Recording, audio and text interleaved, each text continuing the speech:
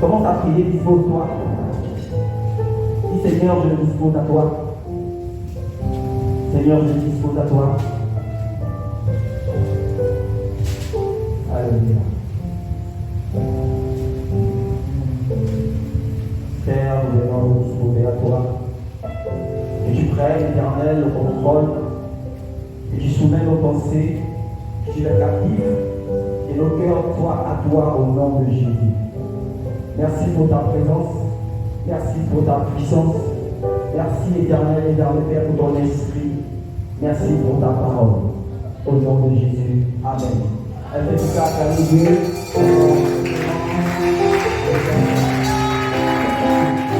Recevoir quelque chose. Ne te préoccupe pas de ton frère ou de ta sœur. Tu es venu, c'est pour faire une rencontre. Pour que quelque chose s'accomplisse dans ta vie. Pour qu'il y ait un plus dans ta vie. Pour qu'il y ait quelque chose de particulier dans ta vie. Ce matin peut être un matin différent si tu le décides. Ces moments peuvent impacter ta vie si tu le décides. Alors est-ce que tu peux soupirer après lui? Alléluia. Je louerai l'Éternel. Je louerai l'Éternel de tout mon cœur. Oui, Seigneur, je le ferai. Je raconterai tous ses merveilles. Je ferai de lui le sujet de ma joie et de mon allégresse. Je chanterai son nom de très haut. Qui est avec moi?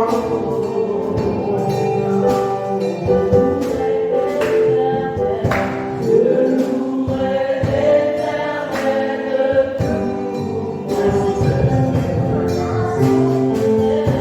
C'est merveilleux moment. Merci pour ta parole.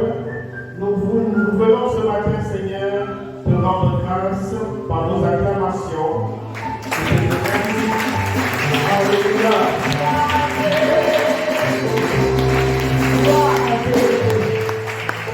Demande à quelqu'un, est-ce que tu es prêt? Demande à quelqu'un, est-ce que tu es prêt? Non, ce n'est pas être prêt pour être millionnaire. Tu demandes, est-ce que tu es prêt à être touché? Alléluia. Alors dis, Saint-Esprit, je suis là. Fais de moi ce que tu veux. Comment tu vas ouvrir ta bouche? Saint-Esprit, je suis là. Fais de moi ce que tu veux. Tout en moi vit pour t'adorer. Tout en moi élève ton nom. Tout en moi célèbre ton nom. Tout en moi donne gloire à Jésus-Christ de Nazareth. Celui qui est, qui était et qui vient. Oui, Saint-Esprit, nous sommes là ce matin afin de te donner honneur et gloire. Honneur et louange. Honneur et célébration. Parce que tu es Seigneur des Seigneurs. Tu es l'Alpha et l'Oméga. Le commencement et la fin. Tout honneur et toute gloire t'ont été donnés. C'est toi qui as été jugé digne de briser les sept sceaux. Personne n'avait la capacité de briser les sept sceaux. Saint-Esprit, c'est toi qui les as brisés. C'est toi qui as donné la révélation à tes serviteurs. C'est toi qui as donné la révélation à tes servantes. Manifeste puissamment ton esprit ce matin. Alléluia. Merci. Le point de contact.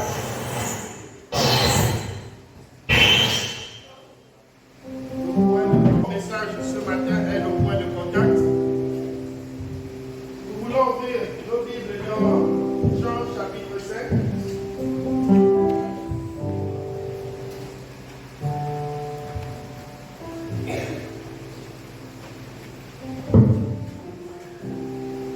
Évangile selon Jean, à son chapitre 5, c'est une histoire que nous connaissons tous. Et le Seigneur, bien entendu, nous fera grâce de percer les mystères qui sont cachés dans Jean chapitre 5, verset 1 à son verset 9. Nous voulons lire la parole de Dieu ensemble. Après cela, il y eut une fête des Juifs, et Jésus monta à Jérusalem.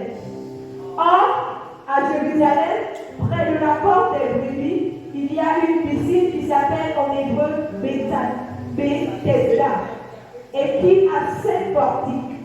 Au verset 3, sous ces portiques étaient couchés en grand nombre des malades, des aveugles, des boiteux, des paralytiques, qui attendaient le mouvement de l'eau. Car un ange descendait de temps en temps dans la piscine et agitait l'eau. Et celui qui y descendait, le premier, après que l'eau avait été agitée, était guéri. Quelle que fût sa maladie. Au verset 5, là se trouvait un homme malade depuis 38 ans. Jésus, l'ayant vu coucher, et sachant qu'il était malade depuis longtemps, lui dit, veux-tu être guéri? Le malade lui répondit, Seigneur, je n'ai personne pour me jeter dans la piscine quand l'eau est agitée. Et pendant que j'y vais, un autre descend avant moi. Au verset 8, lève-toi, lui dit Jésus, prends ton lit et marche. Au verset 9, aussitôt, cet homme fut guéri, il prit son lit et marcha. Amen.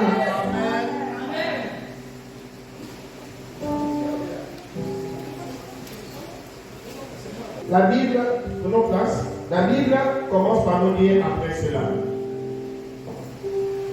Depuis, je ne sais pas quel âge tu as aujourd'hui, mais il s'est écoulé un temps. Et la Bible commence par te dire après cela. Comme pour dire, après toutes ces années que tu as eu à vivre sur la terre, quelque chose doit se passer ce matin. Alléluia. Alléluia. Est-ce que tu peux être avec moi et dire Amen, s'il te plaît? Amen. Dis à quelqu'un, après toutes ces années passées, quelque chose doit se passer ce matin dans ta vie. Alléluia. Il faut apprendre à provoquer quelque chose que tu n'avais pas l'habitude de provoquer. Il faut apprendre à déranger quelque chose que tu n'avais pas l'habitude de déranger. Alléluia. Avec Dieu, il faut oser. La Bible nous dit, après cela, il y eut une fête des Juifs. Il y eut une fête. Donc pour dire que si tu décides de changer de cap, les gens qui étaient censés être tes ennemis, bien aimés, ils vont organiser quelque chose de festif pour toi. Amen. Et Jésus monta à Jérusalem. Or, à Jérusalem, près de la porte des brebis, il y a une piscine qui s'appelle en hébreu Bethesda. La piscine de Bethesda, ça veut dire la maison du bonheur, la maison de la bénédiction. Bethesda en hébreu, c'est-à-dire la maison du bonheur, le lieu où l'on trouve la solution. Alléluia. Les gens venaient de partout.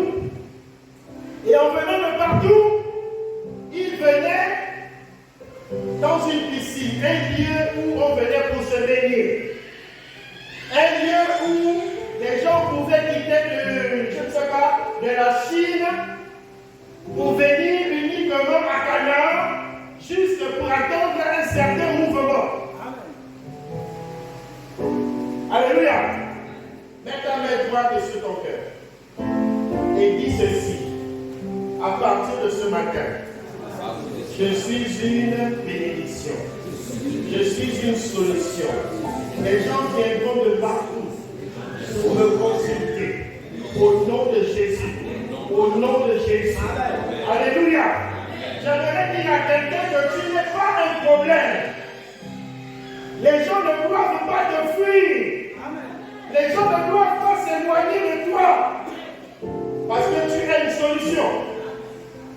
Bethesda était un lieu où on était censé se baigner. Un lieu où on était censé, en fait cette piscine était juste à l'entrée de Jérusalem. Et les malades accouraient de partout. les aveugles, les boiteux, les paralytiques, toutes sortes de maladies, toutes ces personnes ne venaient pas pour se baigner, mais venaient parce qu'il y avait quelque chose qui se passait là-bas. Alléluia. Dis avec moi, quelque chose se passe en moi. Parce que quelque chose se passe en moi, les gens vont courir pour venir puiser en moi. Le Saint-Esprit en moi va provoquer, va susciter une source de bénédiction en moi ce matin. Alléluia. Je ne sais pas ce qui se passe en toi, mais moi je suis en train de bouillonner. Alléluia. C'est assez particulier. La Bible dit, non, à Jérusalem, dans la porte des brebis, il y a une piscine qui s'appelle en hébreu Bethesda et il y a 5 portiques. Donc, les gens pouvaient rentrer de partout. Les gens pouvaient venir de partout. Tu venais de l'ouest, il y avait une porte par l'ouest. Par le nord, il y avait une porte. Par le sud, il y avait une porte. Et les gens venaient pour avoir une solution. Il y avait quoi une solution? Au verset 3. On avance. Sous ces portiques, La Bible me dit sous ces portiques, pas au-dessus des portiques. Il y avait qui? étaient couchés en grand nombre des malades. Ah, la Bible dit qu'ils s'étaient couchés. Ils n'étaient pas debout. Parce qu'un malade ne reste pas debout. Combien? Alléluia. Les gens qui viendront à toi sont des personnes souffrantes. Même s'ils marchent, ils sont des pieds qui sont bien contents. Mais ces personnes sont malades spirituellement. Alléluia. Et nous, ayant le Saint-Esprit, nous devons apporter la guérison à ces personnes. Quelqu'un qui est malade, c'est quelqu'un qui n'arrive pas à décoller dans la prière. Quelqu'un qui est malade, c'est quelqu'un qui n'arrive plus à ouvrir sa Bible. Quelqu'un qui est malade, c'est quelqu'un qui n'arrive plus à pardonner son frère. Quelqu'un qui est malade, c'est quelqu'un qui a de l'amertume, de la rancune dans son cœur. Quelqu'un qui est malade, c'est quelqu'un de colérique, d'injurieux, de médisant. Cette personne ne dit que du mal, ne pense que du mal, ne développe que du mal, n'a que le mal. Le mal, le mal, le mal, le mal, le mal. La vie ne sort pas de cette personne. Bien aimé, cette personne est malade. Ce que j'essaie de dire, tu peux être à l'église, cette personne était à côté de la bénédiction. Mais n'arrivait pas à vivre la bénédiction. Cette personne était à côté de la grâce de Dieu. Ils étaient dans la maison de la bénédiction, mais ne bénéficiaient pas de la bénédiction en question. Alléluia. Tu peux être à côté de Jésus sans être avec Jésus. Nous avons le cas de Judas Iscariote, le fils de la perdition. Il a vu les miracles, il était aux côtés de Jésus. Mais bien aimé, sa place n'était pas là. Il y a quelqu'un qui fait attention. Il y a quelqu'un qui fait attention. Si ta vie de prière est touchée, fais attention. Si ta vie de méditation est touchée, fais attention. Sous ces portiques étaient couchés en grand nombre des malades, des aveugles, des moiteux, des paralytiques qui attendaient le mouvement de l'eau. Ça veut dire qu'ils étaient là, ils attendaient que quelque chose bouge. Ils attendaient qu'un certain mouvement soit fait. L'eau peut bouger. L'eau peut bouger. Nous savons tous que l'eau bouge, non? Mais qu'est-ce qui est arrivé à ces païens-là pour discerner que c'est l'ange qui venait bousculer l'eau? Écoute-moi. Lorsque tu es quelque part, n'est-ce pas? Tu es à l'école, tu es dans ton lieu de service, tu es quelque part ou même dans un taxi. Écoute-moi, rien ne se fait par hasard. Dieu aimerait que tu provoques quelque chose, que tu voies ce que lui il est en train de voir, que tu comprennes ce que lui il est en train de comprendre. Ces malades étaient là, et l'eau était bien entendu mouvementée. Nous savons qu'avec le vent, l'eau est mouvementée ou bien. Mais comment ces personnes-là arrivaient à savoir qu'en ce moment précis, l'ange est venu bousculer l'eau? Les aveugles avaient avait la capacité de voir. Parce qu'au milieu de ces personnes, il y avait des aveugles. Comment ils savaient que l'eau était en mouvement? Il y a des choses de l'esprit, il ne faut pas les comprendre avec la connaissance humaine. Alléluia. La Bible est claire, ils étaient là. Il y avait aussi quoi?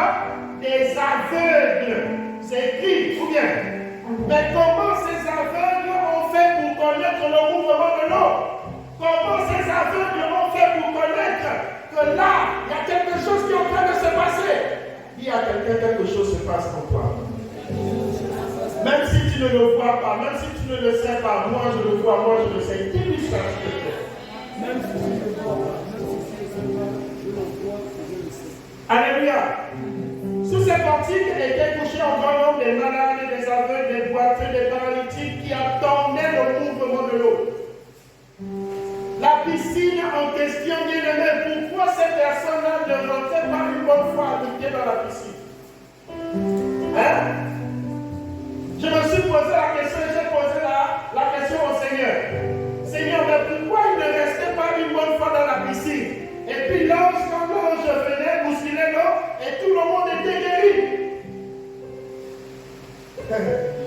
Dis avec moi, les choses de l'ange ne sont pas les choses de Jésus lui-même. Précisément, il y en a 6 dans la salle. Et ils ne peuvent pas agir là où il y a un peu comme un feu étranger. Là où il y a comme quelque chose qu'ils ne connaissent pas. Les anges travaillent en accord avec ce qu'il y a au plus profond caché de toi. Amen. Est-ce que tu comprends ça?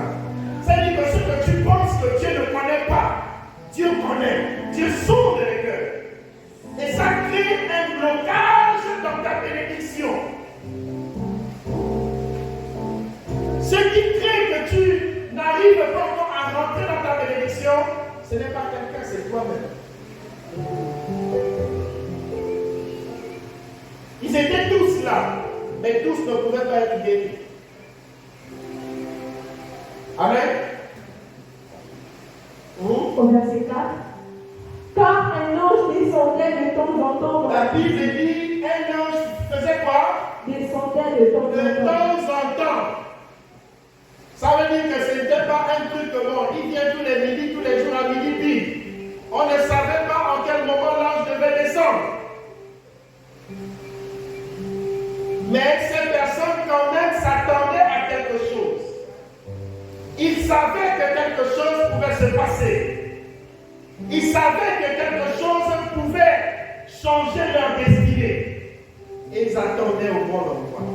Le point de contact. Écoute-moi, Dieu travaille avec le point de contact. Il faut un contact. Il faut un endroit. Vous connaissez l'histoire de Jean, chapitre 4, de la Samaritaine. C'était le puits, le point de contact.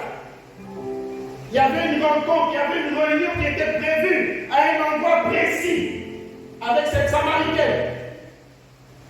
Et ici, avec ce monsieur, c'était là le point de contact. Jésus n'était pas venu pour tout le monde.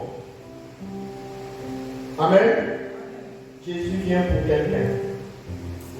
Une personne. Cette personne, il faut que cette personne soit dans les dispositions ce matin. Vous savez, il faut savoir voir ce que Dieu a résolu pour vous aujourd'hui. Hier, c'était hier. Aujourd'hui, c'est aujourd'hui. Sachez exploiter les bénédictions et les grâces disponibles pour vous chaque matin, chaque jour. Alléluia. Chaque jour, chaque matin, il y a une grâce disponible pour tous les enfants de Dieu. La Bible est claire. Ses bontés se renouvellent tous les 10 ans, toutes les semaines. Chaque matin, elle est renouvelée. Alors, comment un enfant de Dieu qui connaît que les bontés de Dieu sont renouvelées chaque matin, mais ne puisse pas ces bontés-là dans la Bible, ne puisse pas ces bontés-là dans le Seigneur? Je vais vous expliquer comment on puisse une bonté, une bénédiction. Il faut commencer premièrement par se faire une autocritique. Est-ce que je suis vrai? Est-ce que je suis honnête? Est-ce que je suis sincère? Hein? Personne en dehors du Seigneur ne connaît ta vie. Tu es la personne la mieux placée qui connaisse ta vie, n'est-ce pas? Alors, est-ce qu'on met, comme je l'ai souvent dit, on met des gâteaux à la vanille, à la fraise ou bien tout ce que tu aimes là, tout ce qui est agréable? Est-ce qu'on les met dans un bac à ordures? Non. Dieu ne donne pas sa bénédiction aux enfants, aux colériques, aux personnes méchantes. Il faut qu'on se dise la vérité. Commencez par travailler vos cœurs. Commencez par travailler vos vies. Commencez par travailler vos paroles, vos pensées. Soyez purs, soyez vrais, soyez honnêtes d'abord avec vous-même. Tu ne peux pas te mentir à toi-même quand même. Quand quelqu'un arrive à se mentir à soi-même, il sait bien que 1 plus 1 égale à 2, il va dire non, c'est égal à 1. Il faut s'observer. La bénédiction attire la bénédiction. La grâce attire la grâce. La méchanceté attire la méchanceté. La colère attire la colère. Alors façonnons nos vies, façonnons nos cœurs à être des instruments purs, vrais et agréables à Dieu.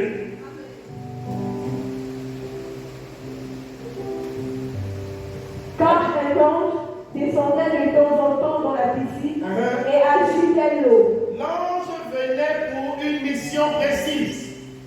L'ange ne venait pas regarder tous les malades et tous les aveugles qui étaient autour de la piscine. Alléluia. Est-ce que tu comprends? C'est écrit dans ta Bible noir sur blanc. L'ange avait la capacité de guérir toutes ces personnes, de régler le problème de toutes ces personnes. Mais non, il est venu pour la piscine. Lui, il ne regardait pas ce qui se faisait autour. Est-ce que la piscine et l'ange ont un problème? Oui, ils ont un problème. Parce que l'ange n'est pas venu pour un être humain. L'ange est venu pour l'eau. Bousculer l'eau. Alléluia. Bousculer l'eau. Alors c'est à toi de voir les choses que tu dois apprendre à bousculer, à bouger. Ton comportement, ta nature, ton intérieur, ton fond intérieur, ta vie que toi seul connais. Décide de la bousculer. Il dit, quand un ange descendait de temps en temps dans la piscine et agitait l'eau. Pourquoi l'ange venait agiter l'eau? Parce qu'il fallait une seule personne pour descendre après que l'ange ait agité l'eau. Ou bien? Et celui qui descendait le premier après que l'eau avait été agitée était guéri. Il était guéri. Automatiquement, il fallait une personne pour rentrer dans la piscine et la personne était guérie. Alors, qu'est-ce que l'ange mettait dans l'eau, dans la piscine en question, qui ne guérissait qu'une personne? Alléluia. Alléluia. Il y a quelque chose que l'ange mettait dans l'eau. Et ça ne pouvait guérir qu'une personne. Et ce monsieur était là pendant 38 ans. Je dis bien 38 ans. Il n'y avait personne pour le soulever et le mettre dans l'eau parce qu'il fallait sauter le plus vite possible. Ça veut dire que même si tu es paralytique, bien aimé, il s'agit d'une piscine. La piscine n'a pas 1 mètre, elle est profonde. Ça veut dire que si tu n'as pas les pieds, tu es paralytique et que tu sautes dans l'eau, quelqu'un a déjà sauté, bien aimé, tu meurs et tu te noies. Ou bien? Donc il fallait savoir, il fallait voir que si Il faut bien que quelqu'un vienne le repêcher. Si quelqu'un a déjà sauté en premier, il va bien entendu nager. Mais si quelqu'un n'a pas encore sauté, je vais me noyer. Et il y avait personne pour veiller sur ces personnes. Alléluia. J'essaie de dire à quelqu'un qu'il y a des choses auxquelles toi seul tu peux faire. Le pasteur ne peut pas faire ce travail. Même le Seigneur ne peut pas faire ce travail. Apprends à te lever. Apprends à t'engager. C'est individuel. C'est personnel.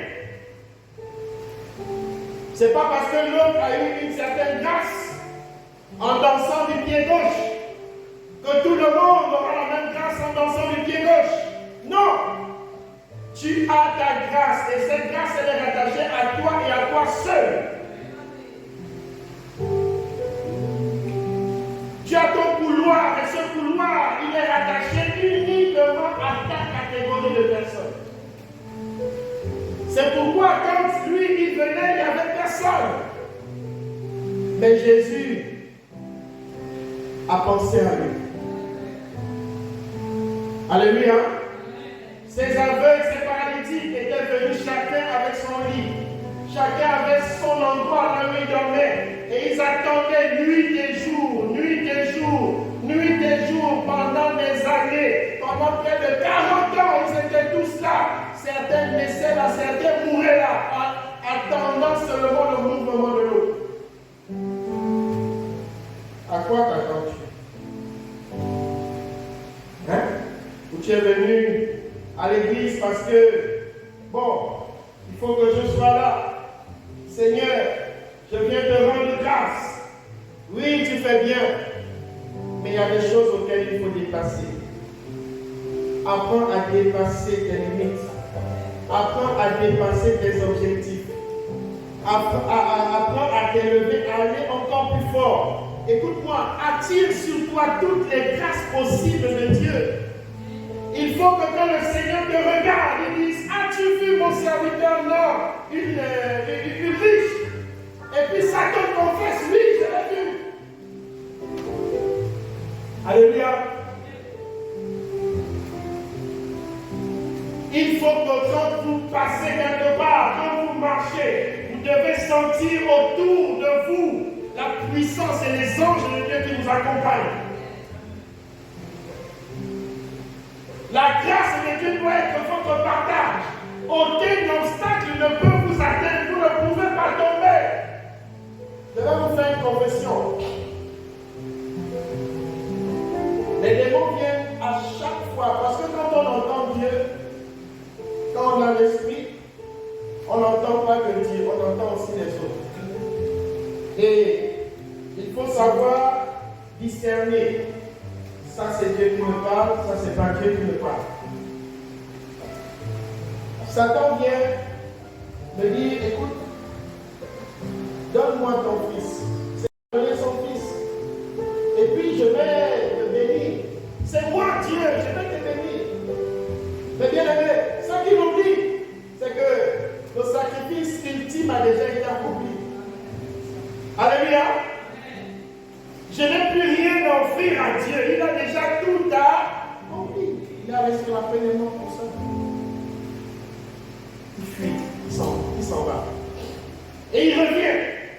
Écoute, ça là, donne-moi ça. Je te donne de l'argent. Le diable est réel. Amen.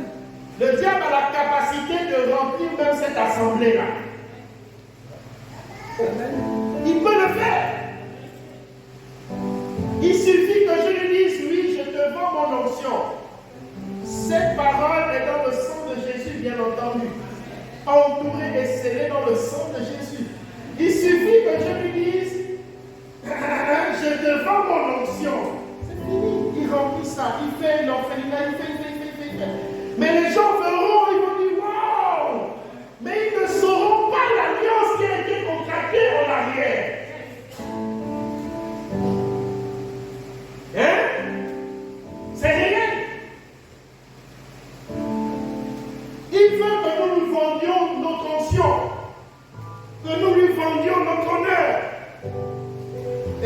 l'adorions. Et qu'on remit le Seigneur. Pour que le Seigneur soit attristé. C'est pourquoi la Bible dit priez pour vos conducteurs. Je bénis le Seigneur pour celui qui ne prie pas pour moi. Dieu te bénisse. Mais pour ceux qui prient pour moi, Dieu te bénisse davantage. Amen. Oui.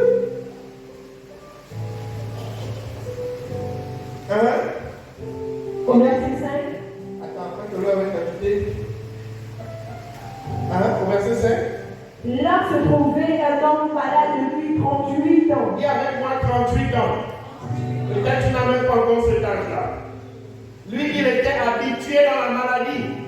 La maladie était devenue normale. C'était normalisé pour lui d'être malade.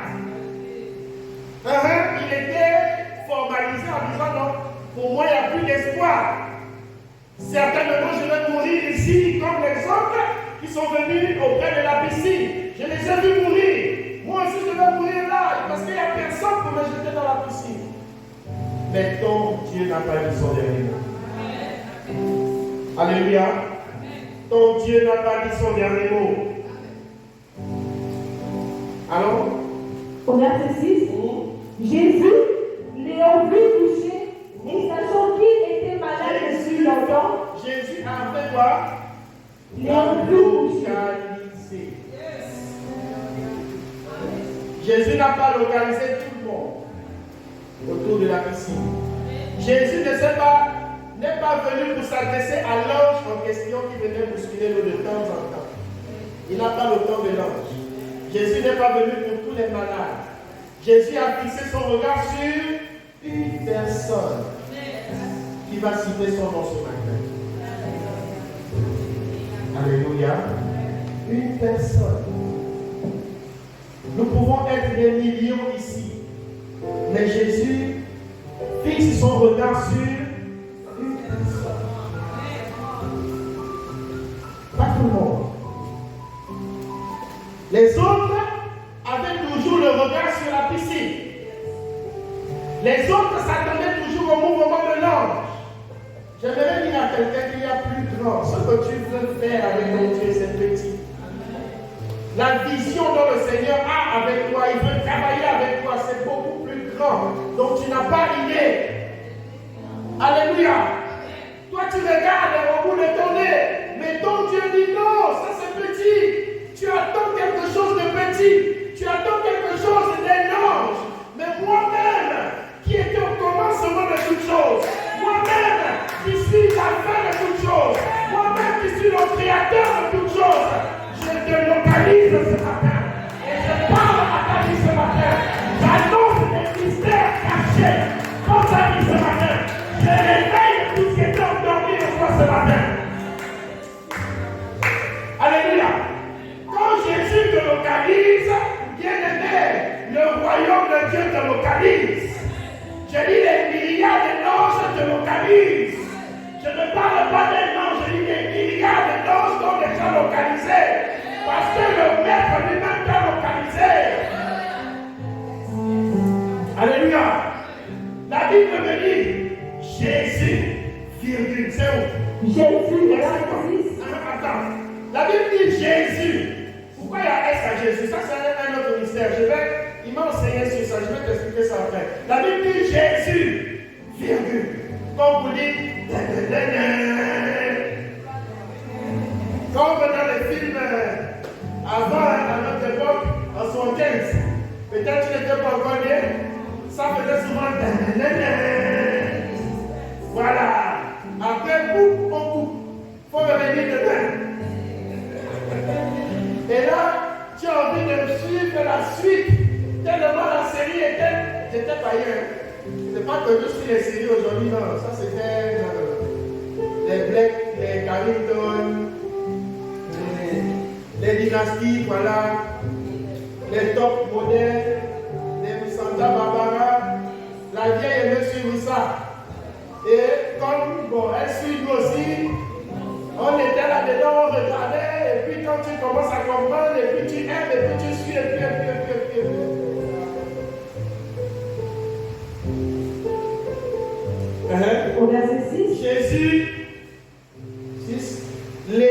vu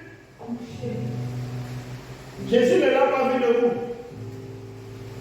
Jésus n'a pas regardé quelqu'un d'autre. Jésus l'a vu étant la position de coucher, c'est la position de quelqu'un qui n'ouvre plus sa Bible depuis.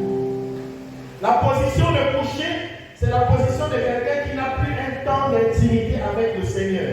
Mais il fait les choses par expérience, par ancienneté. Il n'y a plus d'onction. L'ancienneté et l'expérience n'influencent pas la volonté de Dieu. Ce qui influence la volonté de Dieu, c'est ta décision. C'est pourquoi la Bible s'est amusée à dire à quelle résolution. Il faut prendre des résolutions, il faut prendre des décisions, il faut se décider, il faut s'engager à changer de vie. Si tu ne décides pas de changer, tu ne décides pas de prendre des résolutions, ta vie restera la même. Frères et sœurs, décide-toi. Ce n'est pas une question d'ancienneté ou de 20 ans, 50 ans de chrétienté.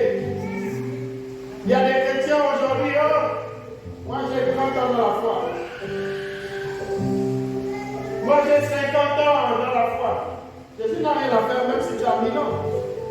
Celui qui est né aujourd'hui, si son cœur est sincère, si sa vie est pure, il est vrai avec Dieu, il va faire des choses que toi qui as 50 ans dans la foi, tu n'as jamais fait. Il va même te donner des révélations que toi, tu es là, tu n'as jamais fait. Parce que dans la marche avec Jésus, il n'est pas question de stagner quelque part. Il est question d'aller de gloire en gloire, de grandir, d'expérimenter de nouvelles dimensions, d'expérimenter de nouvelles connaissances avec le Saint-Esprit. La Bible dit au verset 6, Jésus l'ayant vu coucher et sachant qu'il était malade. Jésus connaît la situation de tout un chacun ici présent ce matin. Il connaît. Mais ça dépendra de toi maintenant. L'ayant vu malade depuis, Jésus l'ayant vu coucher. Et sachant qu'il était malade depuis longtemps, lui dit, veux-tu être guéri? Pourquoi le Seigneur a posé cette question? Il connaît la situation. Nous l'avons vu avec l'autre du séminaire là-bas. Avec Bartimée, non? Il a posé aussi la question. Que veux-tu que je te... Ici, il vient encore poser la question. Veux-tu être guéri? Veux-tu être guéri? Parce que le Seigneur ne viole pas ton intimité. Jamais. Il nous donne la liberté de choisir. Même si tu es paralytique, tu es aveugle, tu es malade, la maladie la plus compliquée, Jésus va toujours te poser la question, est-ce que tu veux être guéri? Parce qu'il ne veut pas faire quelque chose sans ton aval. D'accord? C'est pourquoi je dis à quelqu'un, s'il y a une situation qui perdure depuis des années, depuis longtemps, Jésus ne viendra jamais changer la situation sans ton accord, sans ton aval. C'est à toi de dire, Seigneur, voilà la situation, change ma vie, change cette situation. Il va le faire. D'accord? Il pose la question, veux-tu être guéri? Le malade. Vous voyez son nom, le malade. Alors, oui. Le malade lui répondit, Seigneur, je n'ai personne pour me jeter dans la piscine quand le monde est agité. Tu vois? Parce que les autres sont là autour de la piscine, lui, il ne savait pas qui était en conversation avec lui. Il ne savait pas qui parlait avec lui. Connais la personne à qui tu appartiens. Alléluia. Oh, tu n'as pas compris. Certainement, tu t'attends à une situation. Parce que les autres ont fait comme ça. Parce que les autres sont passés par là. Parce que tout le monde passe par là. Mais Jésus te dit non. Ce n'est pas tout le monde qui a le même couloir.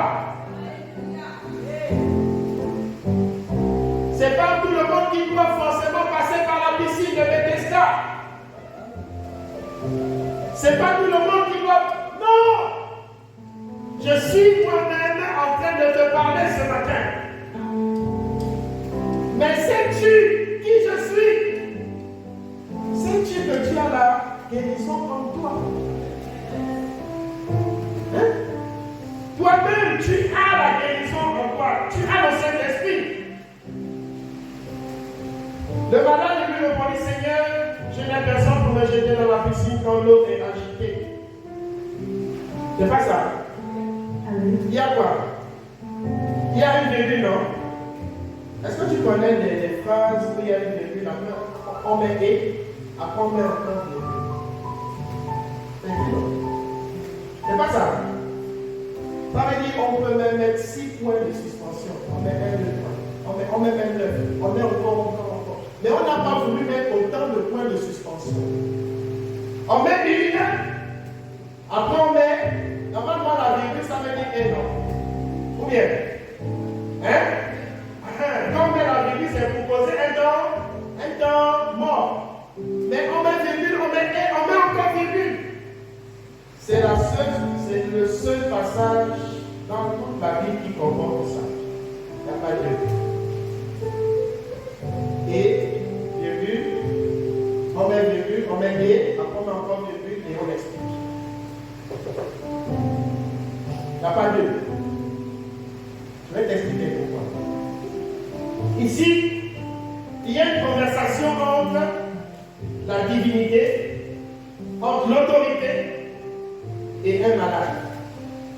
Un malade qui ne sait pas, qui ne connaît pas avec qui il est en train de converser.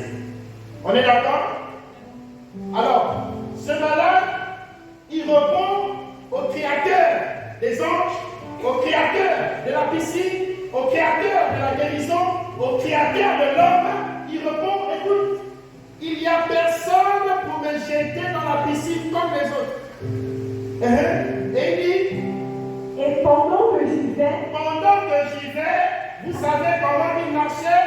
Il tire. Il n'y a pas les pieds. Il se tire. Les pieds étaient tellement pleins de blessures. Il se tire. Et quand il se tire, quelqu'un d'autre plonge déjà dans la piscine. Les aveugles, ils étaient en train de tâtonner et chercher à se mettre dans la piscine. Quand ils entendent quelqu'un tomber déjà dans la piscine, cause perdue. C'est fini.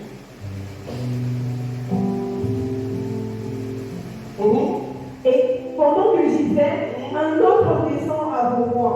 Tu es au verset 7. Pendant que j'y vais, un autre descend avant moi. Il explique son problème au Seigneur, mais ne sait pas que c'est le Seigneur. Pourtant, le Seigneur lui a posé la question s'il voulait être guéri. Cette question, on ne la lui posait pas certainement le plus souvent. Mais il n'a pas su discerner. Il n'a pas su voir comme Dieu voulait qu'il voie, comme Dieu voulait qu'il comprenne. Si c'était comme l'autre là, dans le séminaire là, Bartimée a identifié le Seigneur en disant fils de David. Mais si lui, il n'a pas pu identifier le Seigneur parce que ses pensées étaient focalisées sur la piscine. Il s'attendait à l'ange. Il ne s'attendait pas au créateur de la piscine, au créateur de l'ange. Beaucoup d'entre nous sommes tombés dans l'idolâtrie.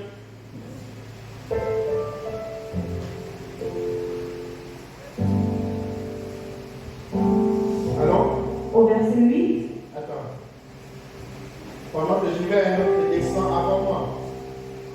Pourquoi certaines personnes prennent des bénédictions et pas toi? Tu sais pourquoi? Je crois être ta sœur. Tu es toujours derrière. Tu es toujours en retard en ce qui concerne l'œuvre de Dieu.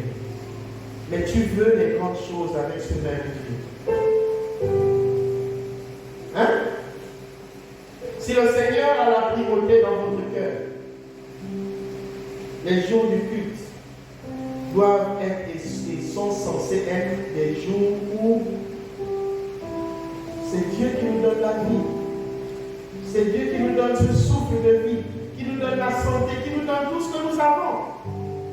Alors pourquoi ne nous donnons-nous pas la primauté dans tout ce que nous faisons?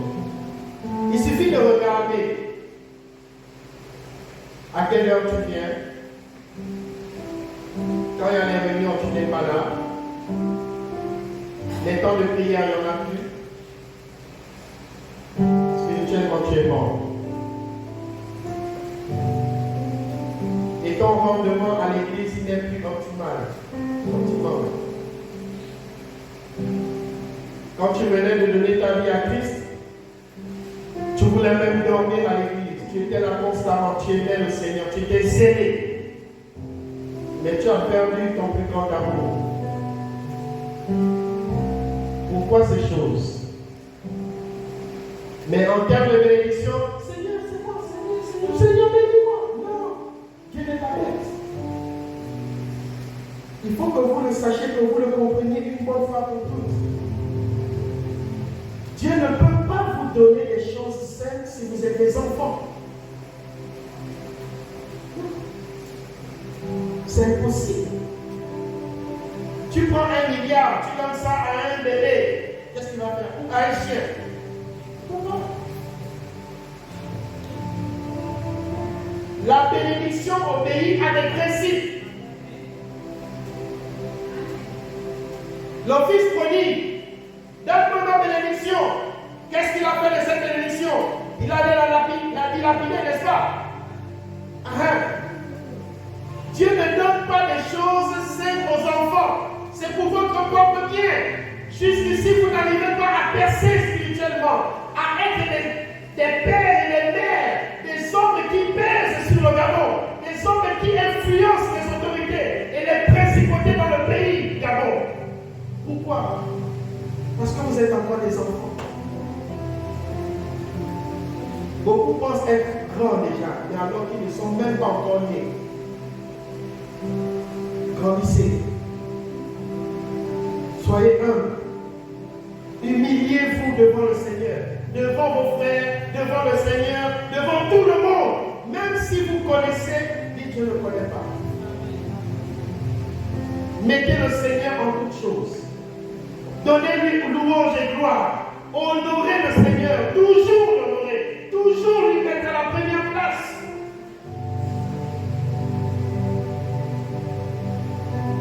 Et vous êtes là comme des enfants, l'argent du taxi.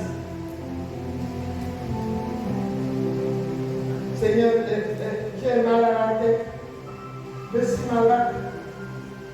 Petit que tu t'emballes, tu t'envoles, tu brûles seulement, tu injures tout le monde, tu deviens fou. On te dit, on te jacque seulement, tu t'envoles seulement. Tu sais pourquoi? Parce que tu es encore un papillon. Prends une petite aiguille, va piquer ça à un éléphant. Hein? Il ne sortira rien.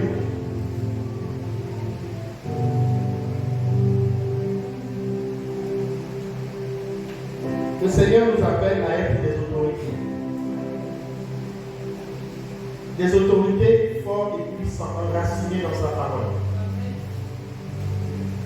Les vents viennent, les doctrines arrivent, tu es là, tu es Seigneur, tu ne bouges pas.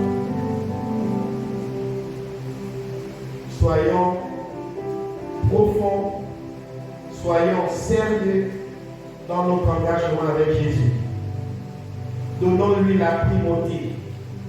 Honorons le Seigneur avec tout ce que nous avons, tout ce que nous sommes. Honorons-le. Nous sommes en vie, c'est pour ça. Les païens rendent leur ministère. Nous devons rendre le nôtre. C'était une parenthèse. Au verset 8. Lève-toi. Vous voyez, lui, il dit au Seigneur, écoute, il n'y a personne pour me jeter dans la piscine. Oui. Mais le Seigneur s'adresse toujours à lui. Lui, il oriente le Seigneur ailleurs. Et le Seigneur dit non, je ne suis pas venu pour ailleurs, je suis venu pour toi. Seigneur, j'ai tel problème. Seigneur, il y a tel. il y a telle situation dans ma vie, voilà, c'est comme ça, depuis mon père est né, c'est comme ça, mes aïeux sont nés, c'est comme ça, Jésus n'a rien à faire avec ça. Il est venu pour te parler directement. Et te dire, que veux-tu être guéri? Il dit, lève-toi. Lève-toi, lui dit Jésus, prends ton lit et marche.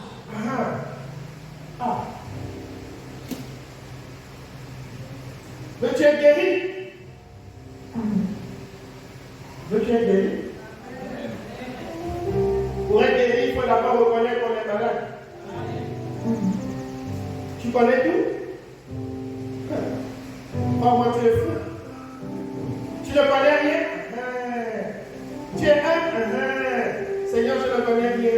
Même moi, là, je ne connais pas, je ne suis rien. Saint-Esprit. Le petit, le diacre, nous a entretenu vendredi. J'étais stupéfait. Je suis resté la bouche ouverte. J'ai dit, waouh!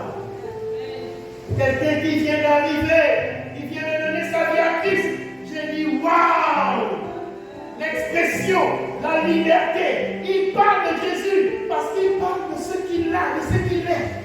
Et c'est naturel, c'est normal. J'ai été béni. Alléluia. C'est le but recherché par le Seigneur. Il veut qu'il y ait beaucoup de personnes comme. Ne commence pas à dire c'est à cause de moi, c'est à cause de ceci. Quand tu commences à dire c'est à cause de moi, c'est à cause de moi. Même moi qui suis votre pasteur, j'aimerais être le plus petit, être votre enfant. Si vous ne le savez pas, il faut que vous le sachiez. Je ne suis rien. Le Seigneur a été clair à ce sujet. Il a lavé les pieds de ses apôtres. Il n'y a pas quelqu'un de plus supérieur que vous ici, ou supérieur que quelqu'un ici. Ça n'existe pas à l'église Canaan. Et ça n'existera jamais. C'est Jésus qui est au-dessus de tout le monde. Et nous sommes tous derrière Jésus.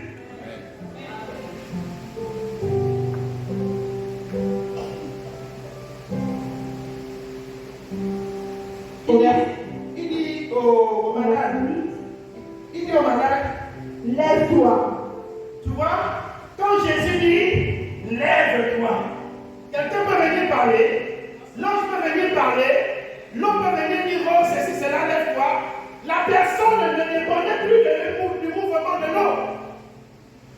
La personne dépendait maintenant de la parole qui est sortie de la bouche de Jésus. Lève-toi. Et le Seigneur dit à quelqu'un ce matin, lève-toi. De tout ce qui était endormi, se lève.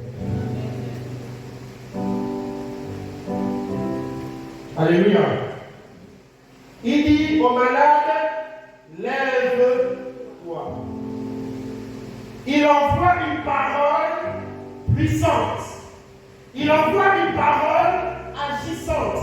Il envoie une parole avec l'onction. La personne n'était pas sourde. La personne n'était certainement pas aveugle, mais elle était malade. Et la personne a entendu, ne connaissant même pas qui a dit lève-toi, à cause de cette parole, quelque chose s'est passé. Alors si tu peux ce matin entendre la voix de celui qui te parle et qui te dit lève-toi, bien aimé, les choses changeront. Alors, lève-toi, lui dit Jésus, prends ton lit et marche. Quelque chose qui était destiné à ceux qui dorment dessus, c'est maintenant l'inverse. C'est lui maintenant qui soulève le lit. Au lieu qu'on le soulève sur son lit, bien aimé, écoute-moi très bien. Quand ton Dieu dit lève-toi, les situations sont confondues, les choses sont confondues, les problèmes sont confondus. Même la maladie est confondue. Au lieu que ce soit le lit qui te soulève, c'est maintenant toi qui vas soulever la maladie. C'est toi qui vas soulever le miracle. Pourquoi le Seigneur a dit comme ça? Pourquoi il n'a pas laissé le lit là aux autres malades? C'est pour que toi tu comprennes quoi aujourd'hui, parce que c'est dans la Bible jusqu'à ce que Jésus revienne. Ta situation d'aujourd'hui et de l'instant T, elle doit changer de cap. Et en changeant de cap, n'oublie jamais d'où tu viens. Porte ton lit pour dire, voilà pendant 38 ans le lit qui m'a porté. Porte ton lit pour dire, voilà la situation que j'ai passée pendant toutes ces années. Voilà mon témoignage qui est là devant moi. Apprends à voir la puissance du Saint-Esprit qui est aimé dans tes faiblesses, dans tes situations, dans les blocages. Vois le miracle s'accomplir.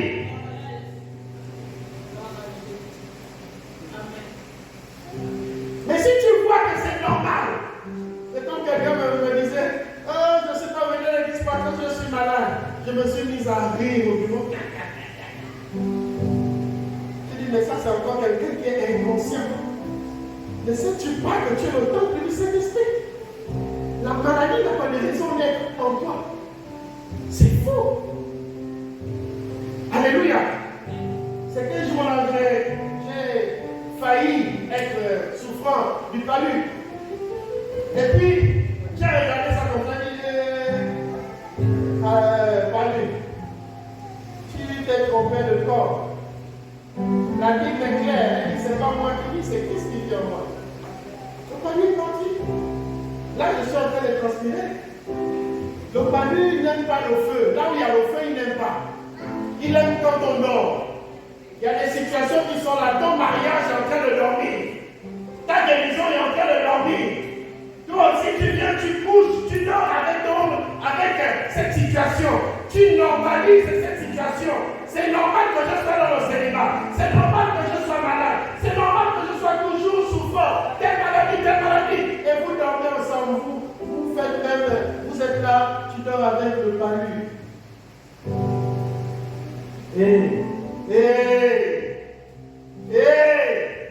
La Bible dit, lève-toi.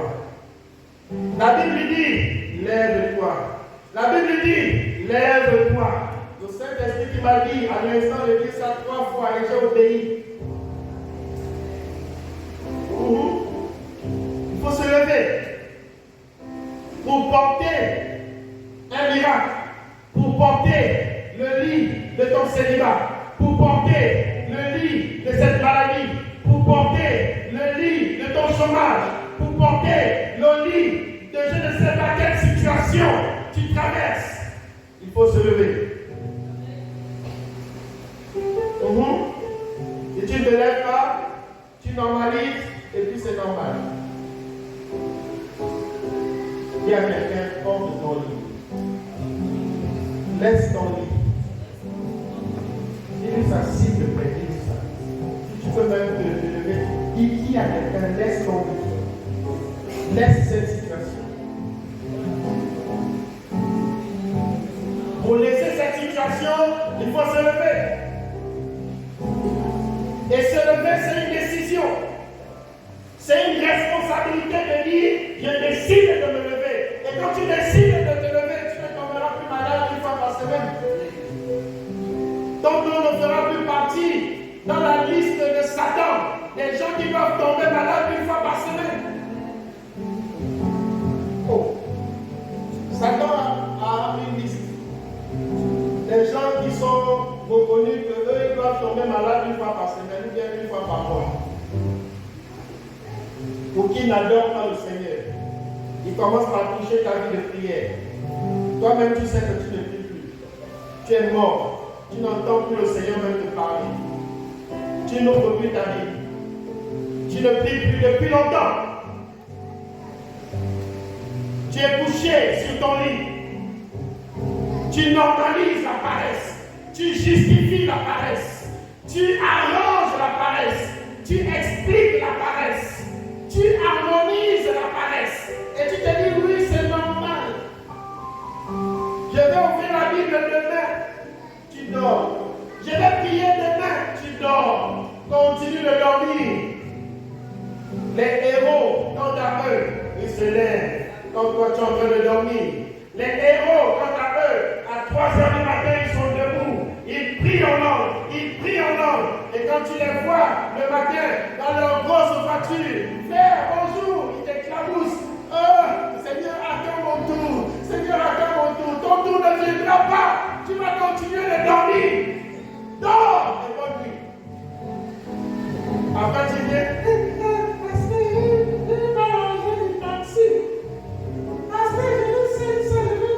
De balance 500 de balance. Oui, il faut que vous le sachiez. Il est temps que vous vous réveillez. Vous n'êtes pas des misérables. Percez. Réveillez-vous. Révolutionnez-vous. Tout s'arrange par la prière.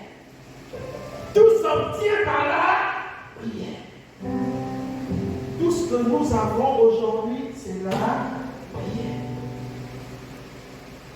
Quand ta prière est touchée, tu deviens misérable et pauvre. Mendiant spirituel, mendiant physique.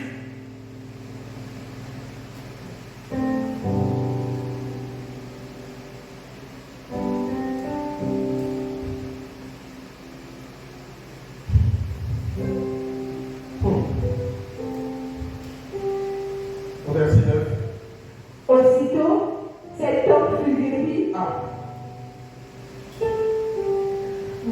Bible dit aussi. Ça veut dire que là où les cellules étaient mortes, là où les nerfs ne travaillaient plus au milieu dans ses pieds ou dans ses mains, ou je ne sais pas où, à cause de la parole qui a été libérée. La parole est rentrée dans ses oreilles. La parole est rentrée dans son cœur. La parole a coulé comme du sang dans les veines. Et elle a restauré tout ce qui était mort. Et la Bible dit, aussitôt cet homme fut guéri. La guérison est possible. Si tu sais qui te dit, lève-toi.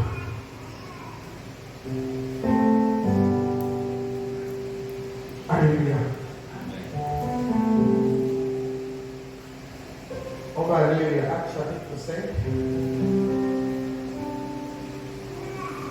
Actes chapitre 5. 18 à 25. C'est la même situation. Mais j'aimerais ressortir quelque chose dans Actes chapitre 5. 18 à 25. Ouais. S'attendre à une intervention divine. D'accord? Il ne faut pas s'attendre à l'argent de quelqu'un. Il ne faut pas s'attendre à la bénédiction de quelqu'un. Il ne faut pas s'attendre à la prière parce que lui, il a prié. Et Dieu lui a donné. Toi aussi, va chercher par la prière. Réveille-toi et engage-toi. Vous êtes là, vous êtes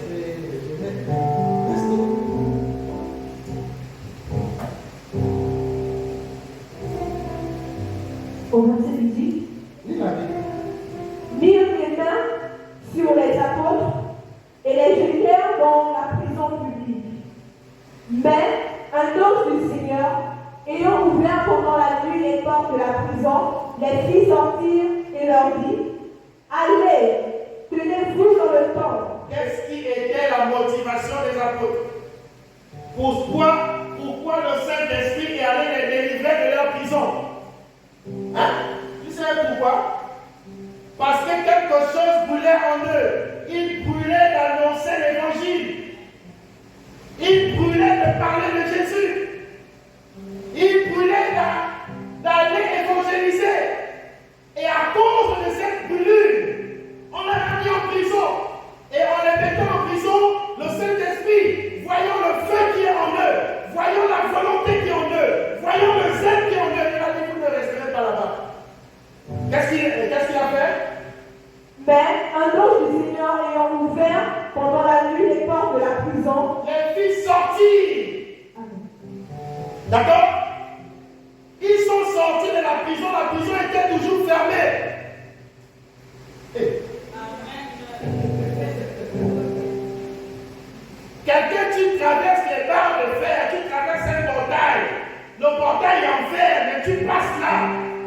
portail reste fermé. Vous connaissez, écoutez, sans me faire un truc quand vous minimisez la puissance de Saint-Esprit, ça me fait mal. Parce que vous êtes encore à une dimension tellement basse et faible que la chair est en train de vous dire non, ne t'élève pas. Brûlez la chair, dépassez vos émotions, vos moi, vos personnalités, vos connaissances. Je ne sais pas comme quoi, quelle connaissance, mais vous n'avez rien. Humiliez-vous devant le Seigneur et Dieu vous élèvera. D'accord? Il est fait sortir. Et leur dit, allez, tenez-vous dans le temple. Tenez-vous où? Dans le temple. Il est fait sortir pour les emmener où? Dans le temple. Et on fait quoi dans le temple? Ils sont allés pour parler de Jésus. Mais certains d'entre vous, on les met en prison. Et puis on dit, allez, dans un lieu plus public, parler de Jésus. Ils vont se cacher. Certains vont voyager, aller en Guinée, au Cameroun. Mais eux, ils ont dit non. On sort de prison, on va encore annoncer l'évangile. Alors notre première dame, elle a mangé sa première fois de sardines. Elle a confirmé le compte du toilette propre. Un toilette propre. Quelqu'un qui quitte de la royauté, des milliards, une chute, mais tu n'as pas idée. Une chute terrible. Tu n'as jamais vu les toilettes aussi sales comme ça. Mais tu vas voir les toilettes aussi sales comme ça. Son père, milliardaire, son mari, milliardaire. Tu quittes du trône ou la prison directement. Oh. Hey. Allez, tenez-vous dans le temple et annoncez au peuple toutes les paroles de cette vie. De cette vie. La parole de Dieu. La parole de Dieu, elle est vie. Elle est esprit et elle est vie. Alors, maman dit. Ayant entendu cela, ils entrèrent dès le matin dans le temple. Ils entrèrent dès le matin dans le temple. Ça dit, on les a délivrés très tôt. Le Saint-Esprit a ouvert la prison. Ils se sont mis à marcher et ils sont allés dans le temple. Et se mirent à enseigner. Et ils se mirent à enseigner. Le souverain sacrificateur et ceux qui étaient avec lui étant survenus. Écoute, les gens qui pensent qu'ils ont la connaissance, les gens qui pensent qu'ils ont la sagesse, ces gens-là, Dieu ne les connaît pas. Dieu prend des gens qui sont insensés, qui ne connaissent rien. Voici les souverains sacrificateurs qui étaient censés enseigner au peuple. Mais Dieu fait sortir quelqu'un de la prison qui n'a pas fait l'école pour dire, va enseigner. Ceux qui étaient avec lui étant survenus, ils convoquèrent le Sanhédrin et tous les anciens des fils d'Israël. Et ils envoyèrent chercher les apôtres dans la prison. Les huissiers, alors arrivés, ne les trouvèrent point dans la prison. Ils s'en retournèrent et firent leur rapport. En disant, ils s'en retournèrent oui, et firent leur rapport. Ils sont allés dire, alors, en disant, nous avons trouvé la prison soigneusement fermée. Amen. Alors tu comprends? La prison était soigneusement fermée. Ils sont sortis comment? Alors? Et les gars qui étaient devant la porte, et les gars qui étaient devant les portes. Mais, après avoir ouvert, nous n'avons trouvé personne dedans. Les gardes étaient devant la porte de la prison. Ils n'ont pas vu quelqu'un sortir. Ce que la Bible essaie de te dire, c'est que les gens qui se sont battus pour te garder en prison ou en captivité ou en esclavage, ils ne s'en rendront pas compte que tu es déjà sorti. Ils vont seulement constater que ton nom a été cité dans le gouvernement. Ils vont seulement citer que on t'a appelé quelque part, que tu es hautement élevé. Alléluia. C'est ce que la Bible là essaie de te dire, à toi qui ne comprends pas ce qui est écrit. Ils se disent que tu es toujours en prison. Tu es bien au chaud. On t'a amarré, on t'a bloqué, on t'a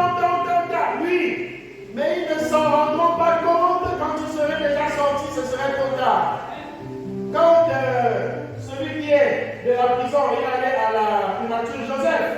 Ses frères ne s'attendaient pas. Ou bien, ses frères ne savaient pas qu'il devait être premier ministre. Ils ont été surpris, non? Ou bien, voilà, les ennemis aussi vont être surpris. Dans ta partie, il dit au nom de Jésus, les ennemis vont être surpris. Au verset 24, lorsqu'ils eurent entendu ces paroles, le commandant du temple et les principaux sacrificateurs ne savaient que penser les apôtres et les suites de cette affaire. La confusion, ils ne savent plus ce qu'il faut faire. Ils ne savent plus ce qu'il faut dire. Ils ont tout fait, mettre en prison, tout, rien. Ah, lève ta main droite. Il en est ainsi de ma vie au nom de Jésus. Aucun homme ne peut me comprendre. Aucun homme ne peut me servir. Le Saint-Esprit tient ma main. Il m'emmène de gloire en gloire, d'exploit en exploit, au nom de Jésus. Amen. Quelqu'un, au verset 25, quelqu'un vint leur dire, voici, les hommes que vous avez mis en prison sont dans le temple et ils enseignent le peuple. Ah, ils ne se sont pas cachés. Amen. Dieu opère là où il y a la soif, en fait là où il tire gloire. Si Dieu ne tire pas gloire dans ce que tu veux faire, ou dans les desseins de ton cœur, bien aimé, tu es en train de te fatiguer, de perdre des années de ta vie pour rien. Cherche ce qui plaît à Dieu. Amen. Amen. Cherche ce qui plaît à Dieu. Implique le Saint-Esprit dans ce que tu es en train de vouloir faire. Tu réussiras. Il faut qu'il ait gloire, il faut qu'il soit content. Le Seigneur ne délivre pas quelqu'un des prisons pour que tu ailles au bar. Quelqu'un vient leur dire, voici, les hommes que vous avez mis en prison sont dans le camp. Ils enseignent le peuple. Ils ne se sont pas cachés. Alléluia. Ils ne se sont pas cachés. On va rapidement lire Jacques 5, 16 à 20. Jacques chapitre 5, verset 16 à 20. Confessez donc vos péchés les uns aux autres. Il faut la confession. Il faut la repentance. Tu veux vivre des exploits avec le Saint-Esprit? J'aime bien l'évangile parce que il commence à comprendre ce que la Bible dit en parlant de l'humilité. Dieu élève les humains. S'il veut être élevé, il faut qu'il comprenne qu'il n'est rien. Il dit souvent parce que je ne suis rien, je ne suis qu'une fourmi. Et moi aussi je lui dis, si toi tu es la fourmi, moi je suis le sable. Et on va tous aller de bas en bas. Alléluia. Parce que il veut être la fourmi, mais moi je ne veux pas être au-dessus de cette fourmi. Parce que je sais ce qui se cache dans l'humilité. Je suis conscient de ça. Alors je me suis aussi amusé à dire, si tu es la fourmi, moi je suis le grain de sable. C'est la fourmi qui porte le grain de sable. Allez construire les thermiques pour moi, je ne sais pas pourquoi. La Bible dit quoi, Jacques? Verset 16. Confessez donc vos péchés les uns aux autres. Confessez vos péchés les uns aux autres.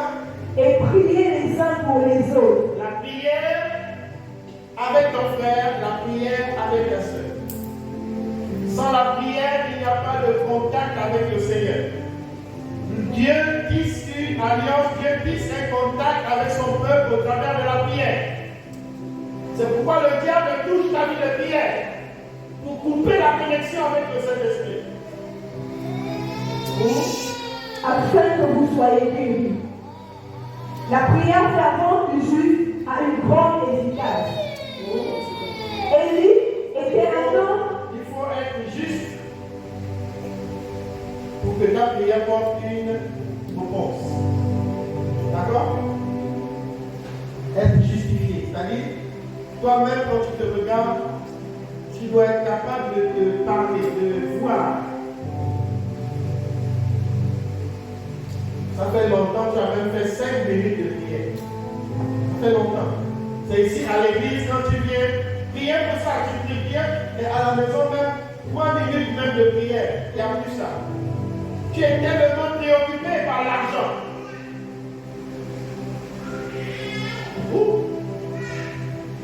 Satan a pris notre cœur. Satan a pris le cœur de beaucoup d'entre vous à cause de l'argent. Il y en a qui dominent l'argent. Il y en a qui ne dominent pas encore l'argent. Ils deviennent comme des détés devant l'argent. Maman vous a menacé. Il vous a fait un gros bisou. Maman, oui, je ne suis pas dit de prononcer ton nom, tu as raison. Mais c'est vrai.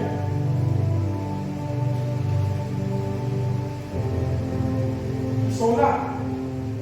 Et ils savent, ils connaissent vos cœurs, ils connaissent vos desseins, ils connaissent ce qui occupe vos cœurs, ce qui envoûte vos cœurs. L'argent. Quand vous êtes devant l'argent, vous tremblez, vous devenez fou. Et Dieu ne peut pas tirer gloire dans vos vies. Battez-vous pour dominer ça. Amen. Dominer l'argent. Voyez-vous? L'argent ne doit pas te diriger. C'est toi qui vas diriger. L'argent n'est pas ton maître. C'est toi le maître de l'argent. Ce n'est qu'un bout de papier. Mais dans ce papier, il y a un esprit derrière ça. Il faut le localiser, il faut le voir et lui ordonner. Et il était un homme de la même nature que nous. Il pria avec aisance pour qu'il ne but point et ne tombait point de l'eau sur toute la terre pendant 3 ans et 6 mois. Vous voyez? Élie n'avait rien de différent. Toujours la prière. C'est la prière qui détente les situations impossibles. Il faut prier. Si je demande à quelqu'un, écoute, on fait Esther à partir de demain. Est-ce que quelqu'un peut faire Esther à partir de demain avec moi?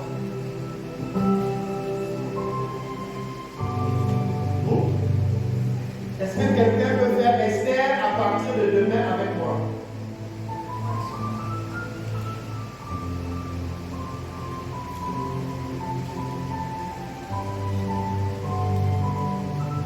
Vous allez voir, il n'y a pas un évangéliste. Il n'y a même pas un gars qui est là. Vous savez pourquoi? Ce sont des enfants de Dieu. Vous êtes là, évangéliste. Il y a besoin de travail. Zéro. C'est les nominations, c'est moi qui vous plaise. Ça. Il y a qui ne marche même que. Et bon, ça va. La Bible dit, un évangéliste. Qu'est-ce que c'est le vrai évangile? Maintenant, quand tu vas être pasteur ou apôtre, tu vas t'envoler. Laissez ça. Laissez ça. Tous les évangélistes, à partir de demain, on fait Esther. Je ne sais pas comment faire, mais on va être ensemble. D'accord?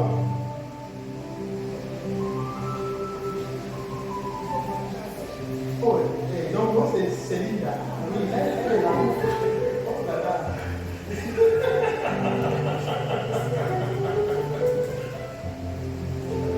Non, soyez-en sûrs, ceux qui n'aiment pas fait les conditions, je ne vais pas vous emmener à pécher.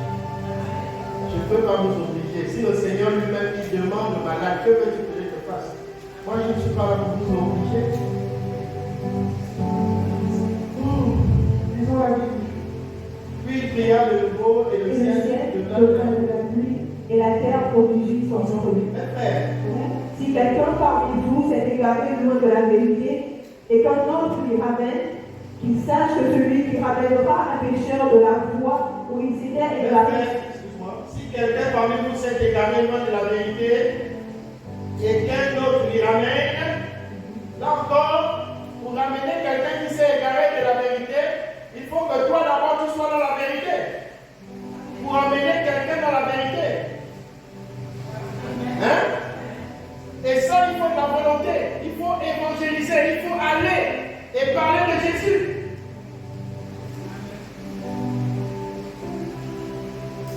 Alors?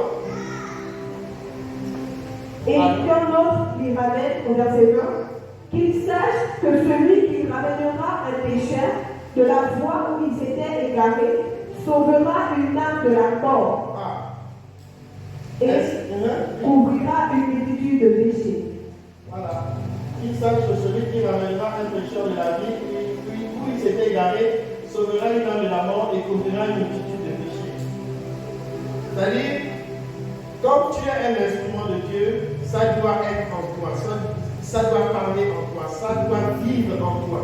Il faut que le Saint-Esprit t'emmène. En fait, ça doit être ta priorité, le salut des âmes.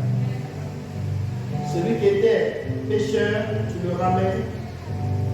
Celui qui s'est refroidi dans la prière, qui commence à te parler autre chose, tu dis frère, viens, nous allons prier. Voilà, prions, prions, prions, prions. Ce n'est pas une affaire de titre. Ça n'a rien à voir. Alors, nous voulons prier. Béni soit ta parole.